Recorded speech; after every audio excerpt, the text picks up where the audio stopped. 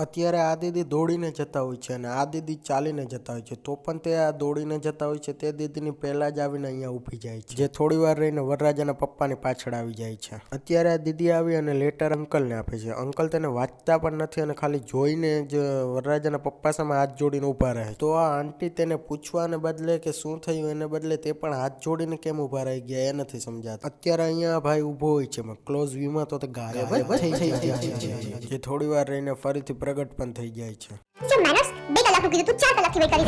પણ દીદી તમે 11:15 વાગે મહેશભાઈની ઓફિસમાં આવ્યા અને સવારે 2:15 વાગે મહેશભાઈની ઓફિસમાં આવ્યા, તો 4 કલાક કઈ રીતે થાય? તો બસ મિત્રો, આજના વિડીયોમાં ખાલી આટલું જ. જો વિડીયો પસંદ આવ્યો હોય તો લાઈક કરી દો, તમારા મિત્રો સાથે વિડીયોને શેર કરી દો અને વિડીયો કેવો લાગ્યો તો કમેન્ટ કરી દો. અને આવા બીજા વિડીયો જોવા માંગતા હોય તો ચેનલને સબસ્ક્રાઈબ કરી દો. મળીએ આગળના કોઈ નવા વિડીયોમાં. ત્યાં સુધી બાય બાય.